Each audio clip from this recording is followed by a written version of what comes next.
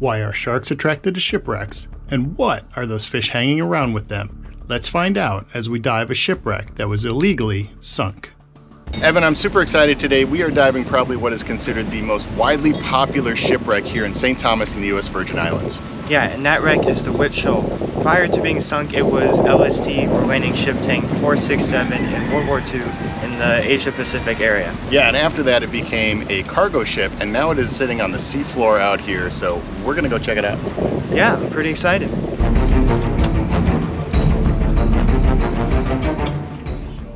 Next up, we need to assemble all of our gear and test it to ensure it's working properly. Satisfied, we get underway for our early morning start with Admiralty Dive Center.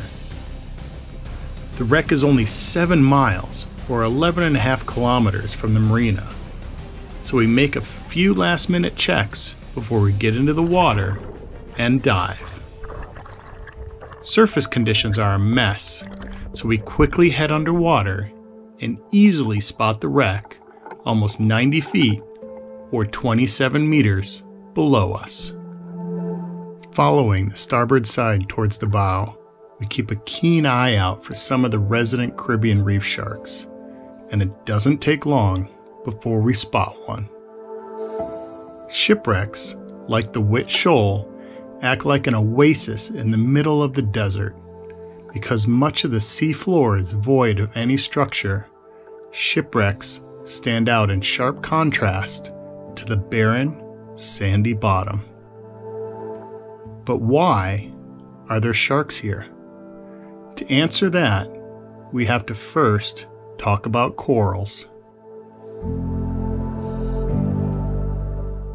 Many of the hard corals are broadcast spawners, meaning they release gametes into the water that travel with the current until they literally run into a hard substrate like a shipwreck, take hold, and begin to grow.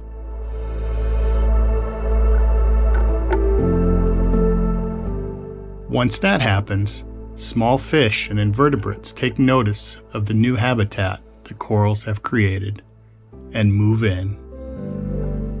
While they eat and grow larger, they also use the shipwreck for protection from larger predators, which inevitably follow. Eventually, enough life has taken hold on the wreck that apex predators, like sharks, show up. The sharks here are a good sign as they indicate a healthy ecosystem and help to keep everything in balance.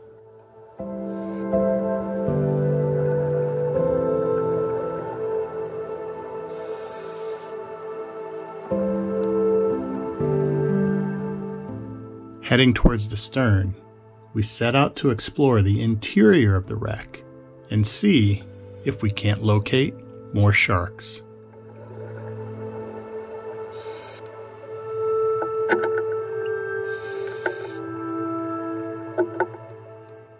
At 360 feet or 110 meters long, the partially collapsed WIT Shoal, or LST-467 as she was known during World War II, is a massive ship. Built in 1942, she was converted to a cargo ship after the war, and eventually purchased by the West Indies Trading Company in 1973 and named the WIT Shoal. But her final resting place wasn't supposed to be here. In 1984, during Tropical Storm Klaus, she sank near Charlotte Amalia. Eventually, she was patched up, raised, and sold for scrap in Puerto Rico. However, while being towed to Puerto Rico, a hull patch broke.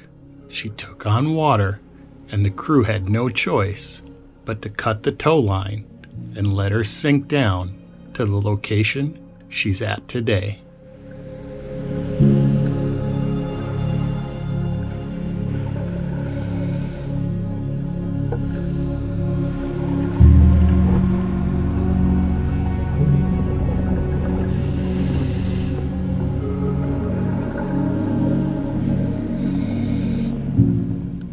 Several decks of the wheelhouse are open and easy to explore, and you never know what you're going to find inside.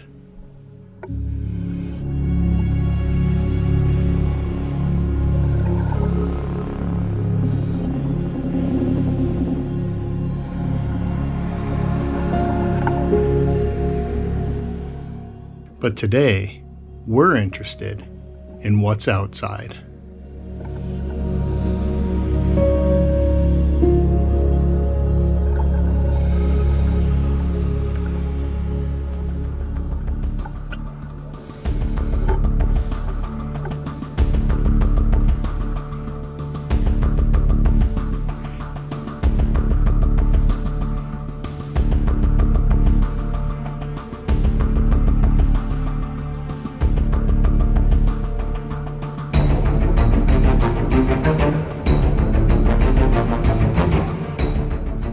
The sharks that call the wreck home also bring with them remora, typically swimming directly under the sharks. Remora help to remove parasites from their skin. In return, remora get some protection and can feed on any of the scraps the sharks leave behind.